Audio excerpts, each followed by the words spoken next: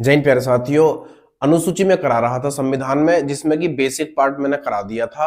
अनुसूची मैंने पिछली क्लास में 7 करा दी थी, 5 रह गई थी, लेकिन जो मैंने करा दी थी उनका रिवीजन भी मैं यहाँ पर एक बार लेके आया हूँ और बाकी जो 5 बची हुई थी वो भी मैं अब आगे करा दूंगा। ठीक है भाई। तो अनुसूची 1 में हम देखेंगे क्या था, तो आप अच्छे से जान चुके होंगे कि उसमें संघ और राज्य क्षेत्र थे। इसके बारे में मैंने डिटेल से पहली वाली क्लास में बता दिया था। ठीक है भाई। अनुसूची 2 में था हमारा वेतन और भत्ते, यानी जिसको भी संचित निधि पर भारित हो या किसी और तरीके से दिए जाते हो वेतन, तो सारे के सारे वेतन कहां पर आ जाते हैं, तो अनुसूची 2 में आ जाते हैं। सवाल आपसे पूछा जाएगा कि जिस भी अधिकारी या अध्यक्ष को वेतन दिया जाता है वो कौन सी अनुसूची में है, तो वेतन हमारे कौन से अनुसूची में है, 2 में है। इसका फंडा मैंने बताया था कि पहले पैसे लेते हैं भारत के अंदर, शपथ बाद में लेते हैं। तो इसका मतलब अनुसूची 3 में क्या दे रखा है हमें, शपथ दे रखी है। शपथ, ये शपथ होता है, शपथ नहीं होता, शपथ नहीं शपथ होता है ना। इसको शपथ कर लेंगे, ये होता है शपथ। ठीक है भाई। तीसरी अनुसूची में शपथ है और चौथी अनुसूची में है राज्यों के लिए सीटें। राज्यों के लिए सीटें का क्या मतलब है, मैंने वीडियो में बताया था कि हर राज्य के अलग अलग जनसंख्या के हिसाब से राज्यसभा की सीटें आवंटित की जाती हैं, जिसमें जैसी जनसंख्या होगी उसमें राज्य की उतनी ही सीटें दी जाएंगी। ठीक है भाई। तो अनुसूची 4 में बन गया था हमारा राज्यों के लिए राज्यसभा की सीटें। अगला आ जाते हैं, अगला पार्ट था हमारा अनुसूची नंबर 5। अनुसूची 5 में SC ST के लिए कानून व्यवस्था यानी प्रशासन की व्यवस्था की गई थी। अनुसूची 5 में याद कैसे करना था, मैंने आपको कहा था कि यहाँ पर देखो S यानी ये भी 5 है और ये भी 5 है, इस S को 5 समझो। यानी अनुसूची 5 में क्या है मेरे दोस्त, SC ST जो जाति है यानी अनुसूचित जाति और अनुसूचित जनजाति के लिए शासन व्यवस्था की गई है। उसके बाद आ जाता है अनुसूची नंबर 6। अनुसूची नंबर 6 में पूर्वोत्तर राज्य थे, और पूर्वोत्तर राज्य कौन कौन से थे, 4 थे, मैंने आपको बताया था। जरा बताओ वो कौन कौन से थे, तो असम, मेघालय, त्रिपुरा, मिजोरम। कौन कौन से थे मैं यहां पर एक बार लिख देता हूं। एक था असम, असम, दूसरा था मेघालय, असम, मेघालय, और तीसरा था त्रिपुरा, त्रिपुरा, और चौथा था अपना मिजोरम, मिजोरम। अगर ये आपको नहीं पता है तो आपको ये लिख लेना चाहिए, है ना। सवाल इस तरीके से बनेगा कि अनुसूची 6 में पूर्वोत्तर राज्य है, निम्नलिखित में से कौन सा शामिल नहीं है। इस तरह का सवाल बनेगा तो आप क्या बता दोगे, क्योंकि आपको पता है चारों कौन कौन से, असम, मेघालय, त्रिपुरा, मिजोरम, ये चारों हैं। जो सा नहीं होगा वो इसमें से शामिल नहीं किया जाएगा। तो अनुसूची 6 में क्या है, पूर्वोत्तर राज्य है। उसके बाद आ जाता है अनुसूची नंबर 7। अनुसूची नंबर 7 में मैंने सूची रखी थी, और सूची कितनी थी, जो बेसिक्स जो अनुसूची है वो 3 है। कौन कौन सी थी, एक थी हमारी संघ सूची, राज्य सूची और संवर्ती सूची, ये 3 सूचियां थी। संघ सूची पर जो कानून बनाता है वो कौन बनाता है, केंद्र बनाता है, सब डिटेल में मैंने पिछली वाली क्लास में आपको बता दिया था। और राज्य सूची पर राज्य कानून बनाता है और संवर्ती सूची पर दोनों कानून बनाते हैं, लेकिन इन दोनों में जो पल्ला भारी होता है वो केंद्र का हो जाता है। किसका हो जाता है दोस्त, वो हो जाता है केंद्र का। ये चीज मैंने आपको सिखाई थी। ठीक है भाई। और एक अनुसूची और थी जिसको बोला था मैंने अवशिष्ट सूची, जिसमें सोशल मीडिया को रखा जाता है। अवशिष्ट सूची मैंने बताई थी, यानी एक ऐसा खाली पन्ना जो केंद्र से और राज्य से दोनों से बच जाए, उसके बाद जो भी चीज रखी जाएगी उस अवशिष्ट सूची में रखी जाएगी, यानी सादे पन्ने में। और उसको रखा गया था सोशल मीडिया को। सोशल मीडिया में चाहे वो इंस्टाग्राम हो, व्हाट्सएप हो, यूट्यूब हो, ट्विटर हो, कुछ भी हो, समझ रहे हो बात को। तो सोशल मीडिया की चीजें अवशिष्ट सूची में थी। ये अनुसूचियां कौन से में, हमारी अनुसूची नंबर 7 में है। अगर देखो अनुसूची, अगर सूची हमसे पूछा जाएगा कि सूची कौन से अनुच्छेद में है, तो सॉरी अनुसूची में है तो आप 7 बता दोगे। लेकिन अगर अनुसूची की जगह ये पूछा जाएगा कि केंद्र और राज्य की शक्तियों का बंटवारा, सवाल इस तरह के भी बन सकता है। सेम है, सेम कंडीशन है, बात को समझ लो पहले। देखो अगर आपसे सूची नहीं पूछा जाएगा कि जो हमारी सूची है वो कौन सी अनुसूची में है, तो 7 में है। अगर ये नहीं पूछेगा तो फिर ये पूछेगा। मैं यहां पर लिख देता हूं क्या पूछेगा। देखो वो पूछेगा कि केंद्र एवं राज्यों के बीच शक्तियों का विभाजन, शक्तियों का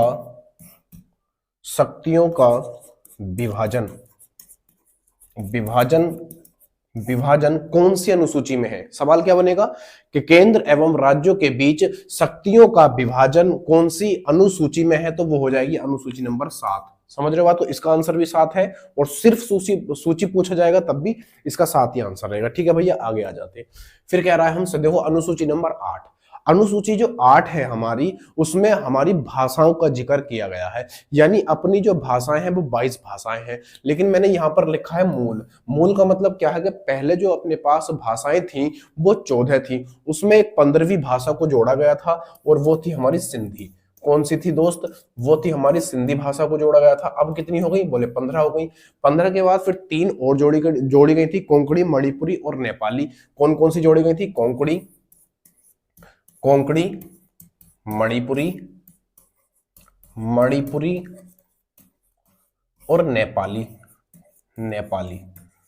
कोंकणी, मणिपुरी और नेपाली, ये 3 जोड़ दी गई भाषाएं। उसके बाद 4 और जोड़ी गई थी। वो कौन कौन सी थी? वो थी बोडो, डोगरी, संथाली, बोडो, डोगरी। मैं लिख देता हूं यहां पर। पहली थी बोडो, ऐसा लिख देते हैं, क्रम से लिख देते हैं, क्रम भी पूछ लेता है कभी कभी। तो एक थी मैथिली, संथाली,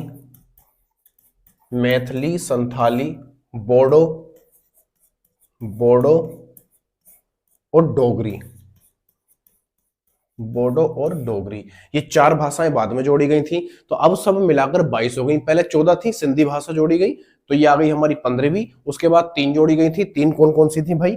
3 कौन कौन सी थी? तो आपके सामने लिखी हुई है। 3 कौन कौन सी थी? 3 हो जाती हैं ये वाली, जिनको हम कहते हैं कोंकणी, मणिपुरी, नेपाली। तो 15 और 3 कितनी हो गई? 18, और 4 भाषा ये जोड़ी थी, मैथिली, संथाली, बोडो, डोगरी। 4 ये थी, 22 हो गई। ठीक है भाई, इनको भी कहीं पर छाप लेना। ठीक है, ये पूछ लेता है कि बाद में 4 भाषाएं कौन कौन सी जोड़ी गई थी। तो 4 कौन सी थी? ये थी। इनका क्रम भी यही है, मैथिली, संथाली, बोडो, डोगरी। सही है भाई, ये हो जाती है हमारी अनुसूची नंबर 8 में। अनुसूची नंबर 8 में सवाल किस तरीके से बनेगा कि अपनी जो 22 भाषाएं हैं वो कौन सी अनुसूची में है। तो अनुसूची हो जाती है 8। काम खत्म, पैसा हजम। अगला फिर यहां पर क्या आ जाता है? अनुसूची नंबर 9। अनुसूची नंबर 9 में क्या है? अनुसूची नंबर 9 में है भूमि सुधार से संबंधित बातें। भूमि सुधार से संबंधित बातें हुई क्या थी? इसमें सबसे पहले हुआ था प्रथम संविधान संशोधन, और ये प्रथम संविधान संशोधन जो हुआ था वो हुआ था 1951 में, और इसी में ही हमें ये वाली अनुसूची जोड़ी गई थी। यानी इसी अनुसूची में हमने क्या जोड़ दिया था? भूमि सुधार से संबंधित बातों को जोड़ दिया था। तो प्रथम संविधान संशोधन कहां पर रखा गया है? तो अनुसूची नंबर 9 में रखा गया है, और इसमें क्या जोड़ा गया था 1951 में? आप कहोगे भूमि सुधार से संबंधित बातें थी या मुद्दे थे। आगे आ जाते हैं। ठीक है भाई, आगे क्या है? अनुसूची नंबर 10, बहुत बढ़िया चीज है। अनुसूची 10 में क्या है? उन्होंने क्या कहा था, मतलब जो भी था कि 52वां संविधान संशोधन किया इन्होंने 1985 में, और दल बदल निरोधक कानून की व्यवस्था की। समझ रहे हो बात को? तो दल बदल निरोधक कानून कौन सी अनुसूची में है? सवाल इस तरीके से बनेगा कि दल बदल निरोधक कानून की व्यवस्था कौन सी अनुसूची में है? तो आ जाता है हमारा अनुसूची नंबर 10। लेकिन ये पूछा जाता है कि दल बदल कानून को जब जोड़ा गया था अनुसूची नंबर 10 में, तो कौन सा संशोधन किया गया था और कब किया गया था? तो संशोधन किया गया था मेरे दोस्त, यहां पर 52वां संविधान संशोधन किया गया था। कब किया गया था? तो 1985 में, 1985 में। समझ रहे हो बात को? तो ये हो जाती है अनुसूची नंबर 10। आगे आ जाते हैं।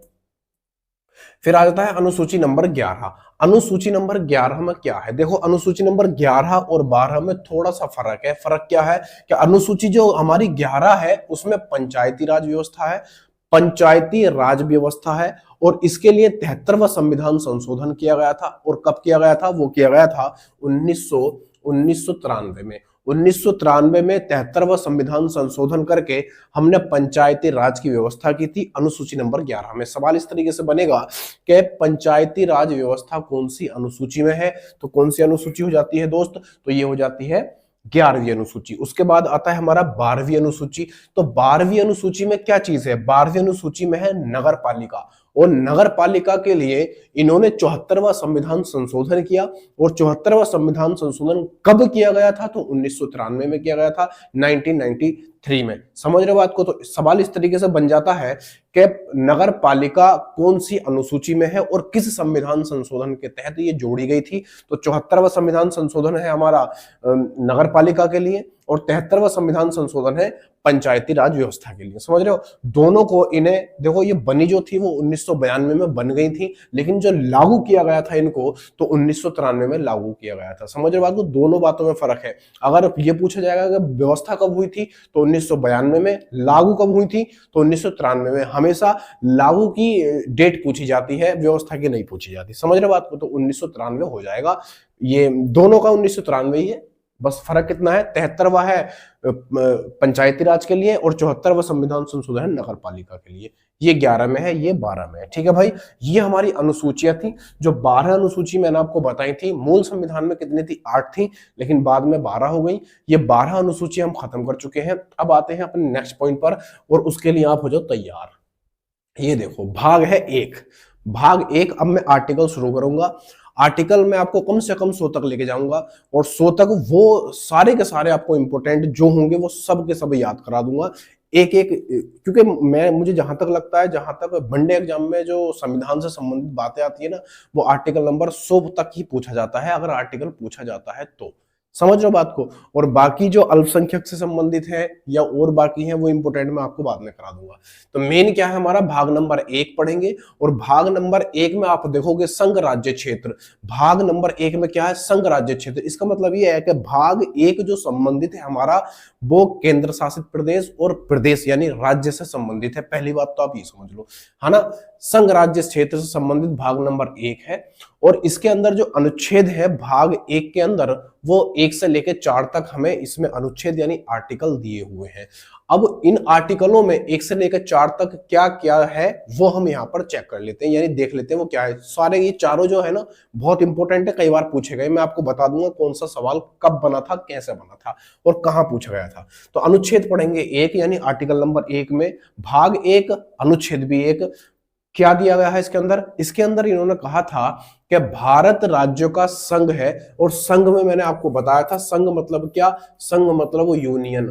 संघ मतलब क्या? यूनियन। ना ही फेडरेशन होगा, ना ही कन्फेडरेशन होगा, और ना ही ग्रुप होगा। होगा तो होगा सिर्फ क्या? यूनियन होगा। समझ लो बात को? एक चीज तो आप ये समझ लो, अनुच्छेद 1 में कहा गया कि भारत राज्यों का संघ है, और भारत के लिए इंडिया शब्द का प्रयोग किया गया है अनुच्छेद नंबर 1 में। सवाल किस तरीके से बनेगा? सवाल बनेगा कि इंडिया शब्द का उल्लेख कौन से अनुच्छेद या आर्टिकल में है। इंडिया शब्द का उल्लेख कौन से आर्टिकल में है? तो आर्टिकल नंबर हो जाता है हमारा 1, यानी अनुच्छेद नंबर 1 हो जाता है। अनुच्छेद 1 में ही हमको क्या दिया गया है दोस्त? तो ये दिया गया है, अनुच्छेद 1 में ही क्या दिया हमें? इंडिया शब्द का प्रयोग किया जाता है। समझ रहे बात को? हिंदुस्तान नहीं है, हिंदुस्तान नहीं है। अगर कभी ऑप्शन में आपको हिंदुस्तान मिल रहा है आप ठोक दो, तो यहां पर किस चीज का जिक्र किया गया है? तो किया गया है इंडिया शब्द का। ठीक है भाई, आगे चलते हैं। अनुच्छेद अपना ये कंप्लीट हो चुका है। अनुच्छेद आ जाता है दूसरा। दूसरे अनुच्छेद में इन्होंने क्या कहा है ये पढ़ लेते। यहां पर कह रहा है कि नए राज्यों की व्यवस्था यानी कि स्थापना, और दूसरा पॉइंट है इसके अंदर राज्यों का प्रवेश। यानी आर्टिकल जो 2 है, आर्टिकल नंबर 2 में ये कई बार पूछा गया है, ये कई बार पूछा गया है सवाल, ये वाला और 3, ये दोनों ही बहुत इंपॉर्टेंट हो जाते हैं दोस्त, दोनों इंपॉर्टेंट हो जाते हैं, कई बार पूछे गए हैं। इन्होंने क्या कहा है कि आर्टिकल नंबर 2 में नए राज्यों की स्थापना करना, और दूसरा पॉइंट है इसके अंदर नए राज्यों का प्रवेश करना। जैसे कि जैसे आपको कोई नया राज्य, बाहर से कोई नया राज्य जोड़ना है या कोई शहर जोड़ना है और उसको राज्य में स्थापित करना है, तो ये काम कौन कर सकती है? संसद कर सकती है। नए राज्यों की स्थापना कर सकती है, नया राज्य बना सकती है। मान लो कोई बड़ा राज्य बन जाए, जैसे आप बड़ा राज्य है उसको तोड़कर क्या कर लेगी, वो 2 में बना देगी। तो नए राज्य की स्थापना और नए राज्यों का प्रवेश आर्टिकल नंबर 2 में दिया गया है। और आर्टिकल नंबर 3 में क्या है? राज्यों के नाम में परिवर्तन। यानी कि किसी राज्य का, जैसे यहां पर उत्तर प्रदेश है, इस राज्य का नाम उत्तर प्रदेश है। पहले क्या था? पहले क्या संयुक्त प्रांत था, और बाद में क्या इसका नाम कर दिया गया? इसका नाम उत्तर प्रदेश कर दिया गया। तो नाम में भी ये राज्यों के परिवर्तन कर सकती है, यानी कि राज्यों के अंदर जो शहर है उनके नाम में भी परिवर्तन किया जा सकता है। ये आर्टिकल कह रहा है हमारा 3। ये आर्टिकल कौन सा कह रहा है? 3। इसमें 3 पॉइंट दे रखे। पहला पॉइंट क्या है? पहला पॉइंट है कि राज्यों के नाम में परिवर्तन, पहला पॉइंट। दूसरा पॉइंट है कि एक राज्य के 2 राज्य बनाए जा सकते हैं, यानी अगर एक राज्य है, कोई बड़ा राज्य है और उसको तोड़कर हम 2 राज्यों में बना सकते हैं। जैसे कब हुआ था? आंध्र प्रदेश को तोड़कर तेलंगाना बनाया गया था 2 जून 2014 में, एक ये हुआ था। और 2000 में 1 नवंबर 2000 और 9 नवंबर 2000 और 15 नवंबर 2000 को अलग अलग, यानी 1 नवंबर 2000 को छत्तीसगढ़ बनाया गया था बिहार से अलग करके, और 9 नवंबर 2000 को बनाया गया था उत्तराखंड उत्तर प्रदेश से अलग करके, और 15 नवंबर 2000 को बनाया गया था झारखंड को बिहार मध्य प्रदेश से अलग करके।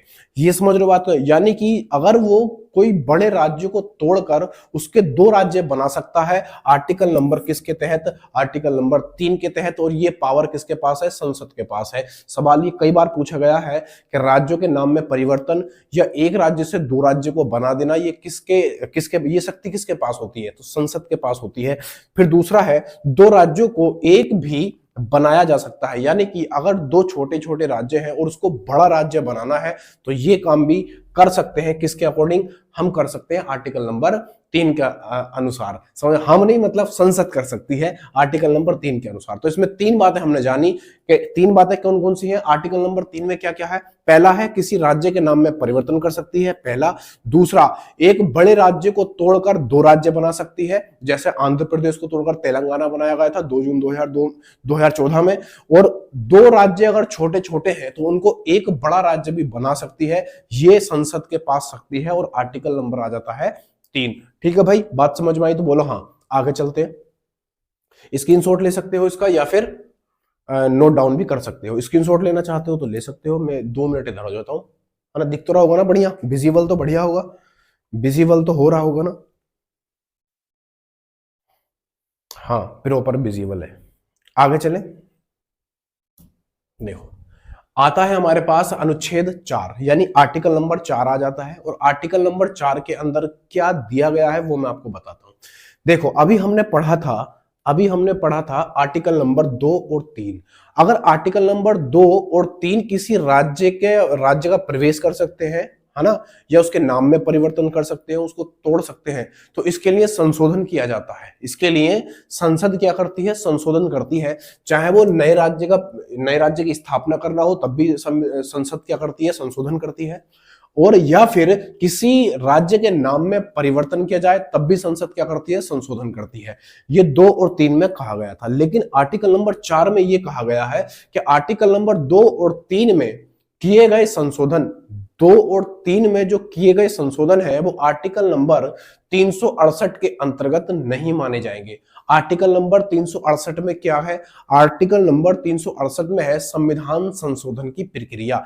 ये चीज मैंने आपको बताई थी कब? कल की क्लास में। और ये आर्टिकल नंबर 368 जो है संविधान संशोधन की प्रक्रिया, ये कहां से ली गई है? तो दक्षिण अफ्रीका से ली गई है। कहां से हमने क्या लिया है अपनी संविधान के लिए, ये सारी चीजें मैंने कल की क्लास में बता दी थी। अमेरिका से क्या लिया है, कनाडा से क्या लिया है, रूस से क्या लिया है, आयरलैंड से क्या लिया है, समझ रहे हो, और दक्षिण अफ्रीका से क्या लिया है, जर्मनी से क्या लिया है, ये सारी चीजें मैंने कल की क्लास में बताई थी। तो ये जो आप देख रहे हो आर्टिकल नंबर 368, आर्टिकल नंबर 368 जो आप देख रहे हो, ये क्या है? संविधान संशोधन की प्रक्रिया है। जब भी संविधान संशोधन की बड़े स्तर पर कोई प्रक्रिया करी जाती है तो उसके लिए राष्ट्रपति की पूर्व अनुमति की आवश्यकता होती है। लेकिन 2 और 3 के लिए राष्ट्रपति की पूर्व अनुमति की आवश्यकता नहीं होती है। इसलिए आर्टिकल नंबर 368 यानी संविधान संशोधन के तहत 2 और 3 आर्टिकल को नहीं रखा गया है। यानी 2 और 3 में जो भी संशोधन होंगे वो आर्टिकल नंबर 368 यानी संविधान संशोधन प्रक्रिया के अंतर्गत नहीं माने जाएंगे। समझ रहे हो बात को? हाँ, तो ये बात किसमें कही है? ये कही है आर्टिकल नंबर 4 में। सवाल किस तरीके से बनेगा? सवाल ऐसे बनेगा कि आर्टिकल नंबर 2 और 3 के अंतर्गत किए गए संशोधन आर्टिकल नंबर 368 के तहत नहीं माने जाएंगे। ये कौन से आर्टिकल में है? तो आर्टिकल नंबर हो जाता है 4। ठीक है भाई, कोई दिक्कत परेशानी समस्या मुसीबत नहीं होनी चाहिए। अब मेन क्या है वो मैं यहां पर बता देता हूं। मैंने यहां पर नोट करके लिखा है। नोट करके मैंने क्या लिखा है कि ये जो सारी यहां पर नोट करके लिखा है कि राज्यों में परिवर्तन की शक्ति संसद के पास होती है। परिवर्तन की शक्ति का मतलब क्या है? राज्यों को तोड़ना, जोड़ना, नाम में परिवर्तन करना या किसी नए राज्य को प्रवेश करना, ये सब शक्तियां किसके पास होती हैं? ये सारी की सारी शक्तियां जो होती हैं मेरे दोस्त, ये सारी शक्तियां होती हैं संसद के पास। किसके पास? ये सारी शक्तियां संसद के पास होती हैं। तो आर्टिकल नंबर 4 हमने पढ़ लिए हैं। इसका मतलब ये है कि हमारा जो भाग था, पहला भाग हम कंप्लीट कर चुके हैं। पहला भाग हम कंप्लीट कर चुके हैं और यहां पर जो लिखा है वह बढ़िया से पढ़ लो। वीडियो पसंद आया तो लाइक, शेयर और सब्सक्राइब कर लेना। बाकी बातें करेंगे कल, क्योंकि हम इसको निपटा चुके हैं। कौन से वाले को भैया? इसको निपटा चुके हैं दोस्त। जो हमारा भाग 1 था उसको हमने निपटा दिया। ये देखो, भाग 1 हमारा कंप्लीट हो चुका है। बाकी बातें कल करेंगे अगली क्लास में। तब तक के लिए जय हिंद, जय भारत।